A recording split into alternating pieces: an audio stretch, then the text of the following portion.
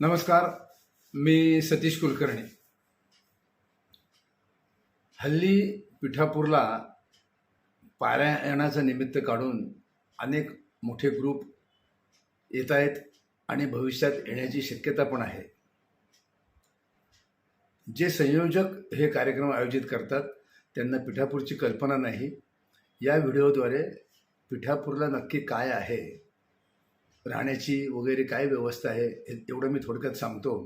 त्यांनी विचार करावा. उगीच भावनेच्या भरात पिठापूरला जायचं, 1000, 500, 2000 भक्तांना आवाहन करायचं आणि तिथं आल्यानंतर जी त्यांची बिकट अवस्था होती ती मी वेळोवेळी पाहत असतो. पण सांगणं कर्तव्य आहे म्हणून सगळ्यांसाठी हे सांगतोय की पिठापूरला यायलाच पाहिजे. भविष्यात केव्हाही या. परंतु पारायणाच्या नावाखाली येत असाल तर ते योग्य होणार नाही. कारण सुरुवातीपासून मी सांगितलं आहे की पारायण म्हणजे बोटं फिरवणं. 3 दिवसामध्ये कोणत्याही ग्रंथाचं व्यवस्थित वाचन होत नाही. समजणं तर फार लांबची गोष्ट. मध्यंतरी मला बरेच फोन आले की आम्हाला पिठापूरला यायचं. मी विचारलं किती लोक येणार. ते म्हटले साधारण 2, 3, 4 हजार आम्ही येऊ. मी म्हटलं त्या गावाची कॅपॅसिटीच एवढी नाही आहे. मंदिराच्या आसपास एक 10-15 लॉजेस झालेले आहेत. तिथं एक साधारण 150-200 लोक. त्याच्यानंतर जर मंदिराने भक्तनिवास उपलब्ध करून दिले तर तिथं एक 100-150. साधारण 400च्या वर तिथं सोय होऊ शकत नाही. जनावरासारखं राहणं काही अर्थहीन आहे. भक्त म्हणून यायचं आणि जर तुम्हाला जनावरासारखी वागणूक मिळाली तर येण्यातही काही अर्थ नाही. राहणं, खाणं, जेवण, स्वच्छता ह्या सगळ्या गोष्टीचा विचार करायला पाहिजे. मध्यंतरी मी एकदा सांगितलं, एका बिल्डिंगमध्ये 80 लोक राहिले होते. फक्त एक संडास आणि एक बाथरूम होतं. किती विचित्र अवस्था झाली असेल. माझ्या त्या कानावर आलं. काही लोकांना माझ्या परीने मी सेवा सोय करून दिली. परंतु असं वारंवार घडत नाही. 3 दिवसात 7 दिवसात कोणत्याही ग्रंथाचं पारायण होत नाही. बोटं फिरवण्याचा कार्यक्रम नक्की होतो. म्हणून संयोजकांना माझं अगोदर एक सांगणं आहे की पारायण म्हणून लोकांना तिथं बोलू नका आणि पारायणाच्या ऐवजी तिथं फक्त बोटं फिरवण्याचा कार्यक्रम असं दिलं तर काही लोकांना जरा वेगळं वाटेल. परंतु 1 दिवसामध्ये तर नाहीच नाही. 1 दिवसात सकाळी 7 ते दुपारी 3-4 वाजेपर्यंत बोटं फिरवण्याचा जर कार्यक्रम झाला तर कंबरडं मोडून जाईल. लक्ष लागणार नाही वाचनात आणि समजून घेणं तर अति लांबचं. पिठापूरला निवांतपणे या. तिथं आल्यानंतर फक्त जास्तीत जास्त नामस्मरण करा आणि सर्वात महत्त्वाचं म्हणजे तिथं आल्यानंतर श्रीपाद चरित्रामृत ग्रंथाचं वाचनाला प्रारंभ करा. फक्त एक अध्याय किंवा एक पान वाचा की ज्याच्यामुळं चांगल्या कार्याला प्रारंभ केल्याचा श्रीपादांच्या लक्षात येईल की हा माझ्या दारात आलेला आहे भक्त आणि मला स्मरून हा चांगलं वाचल आणि चांगलं वाचल्यानंतर त्याच्या जीवनामध्ये चांगलं घडेल. हा मूळ उद्देश जर लक्षात घेतला तर तो सगळ्यांना सोयीस्कर आहे. परंतु आज सकाळी पोचायचं, उद्या दिवसभर वाचायचं, परवा परत निघायचं, त्याला काहीही अर्थ नाही. श्रीपाद याची दखल घेणार नाही आणि आम्ही श्रीपादांना आवाहन करू की तुमचे भक्त जर असे घाईघाईत असतील तर त्यांच्यावर कृपा करणं तर सोडा, त्यांच्याकडे तुम्ही दुर्लक्ष करा. कारण तेवढा सांगण्याचा अधिकार आम्हाला आहे. कारण आम्ही भक्तांच्या बाजूनी बोलतो. भक्तांना त्रास होणे ही आमची खरी तळमळ आहे. वेळेवर नाश्ता मिळत नाही, मंदिरामध्ये विनाकारण गर्दी. त्या मंदिराची कॅपॅसिटीसुद्धा 200 लोकांपेक्षा जास्त नाही. तिथं जर एकदम 400 लोक आले तर श्रीपादांचा चेहरा पाहता येत नाही, पुढं जाता येत नाही, मागं येता येत नाही. सगळा गोंधळ होतो. तर पिठापूरला सवडीनुसार या. एकच अध्याय किंवा एकच पान वाचा. आपल्या वागणुकीत आपण बदल करू, आपल्या आचरणात बदल करू आणि श्रीपादांना स्मरून कलियुगात जे जे संभाव्य धोके आहेत त्याच्यापासून सुटका होण्यासाठी किंवा ते संकट येऊ नये याच्यासाठी स्मरण करण्यासाठी यायला पाहिजे. तिथं श्रीपादांच्या समोर तुमचा आवाज सेव्ह व्हायला पाहिजे. म्हणजे श्रीपादांच्या लक्षात येईल की आपला भक्ताचा हा आवाज आहे. भविष्यात जर तुम्हाला काही अडचण आली तर श्रीपाद त्याची दखल घेतील. पिठापूर अत्यंत लहान गाव आहे. तिथं मोठा हॉल नाही. भाषेचा प्रॉब्लेम आहे.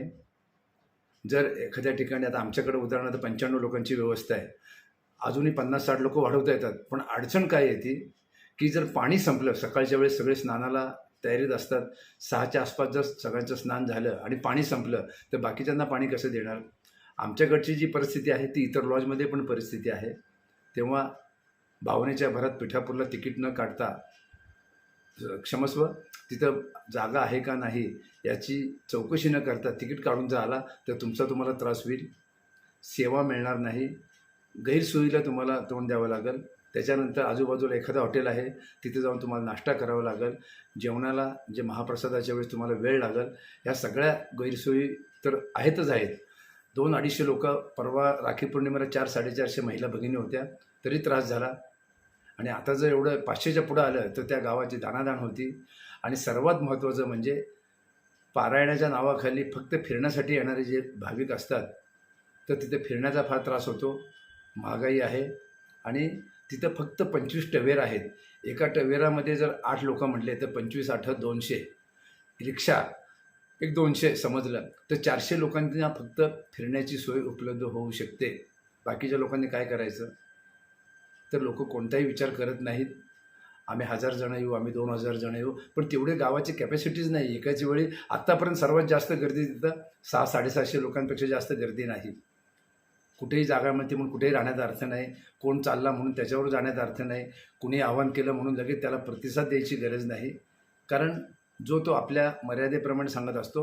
परंतु मी वस्तुस्थिती समजून सांगितलेली आहे. फसवणूक होऊ नये, कोणताही त्रास होऊ नये.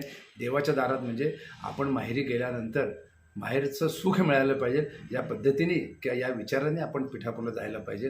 नाहीतर अनेक लोक येतात, अनेक लोक जातात. हा मंदिराजवळ आणि मंदिराच्या परिसरातला त्रास सांगितला. त्याच्यानंतर जेव्हा रेल्वेच्या डब्यामध्ये 80 लोकांची व्यवस्था असते, 80 लोकांच्या पाण्याची व्यवस्था असते, पण बरेच जण वेटिंग काढतात.